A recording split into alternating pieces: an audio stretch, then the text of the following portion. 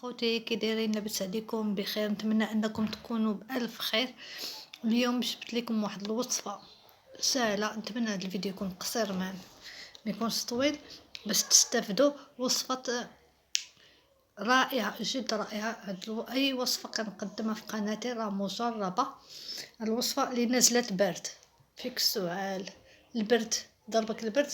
هاد الوصفه جيده اللي نزلت البرد، ووصفه سهله ما كتطلب من غير نص كاس ماء سخون، نص كاس الماء يكون سخون، ونص حامضه،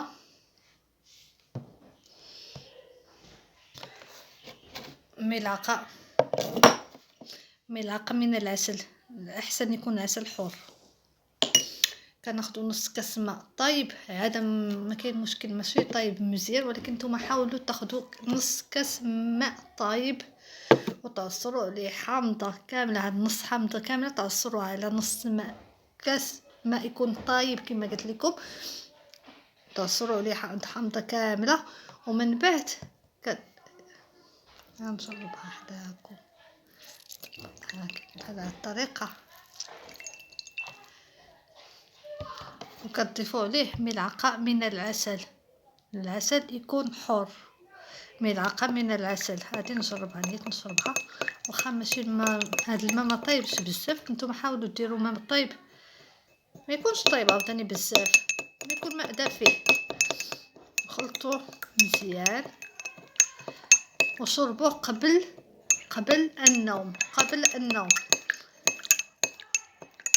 شربوه الا تعشيتوا. دابا هو اخر حاجه ديروها هي هاد الوصفه، وديك شربوها وديك الساعه سيروا نعسوا ونشوفوا غد ان شاء الله الصباح تحسوا براسكم راكم مزيانين.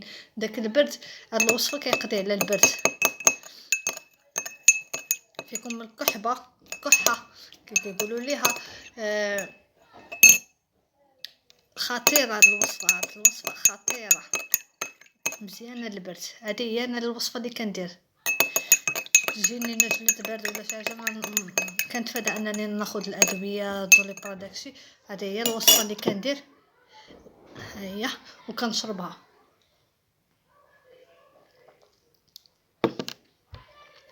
فري نتمنى انكم تبقوا هذه الوصفه تجربوها وتردوا لي الخبر.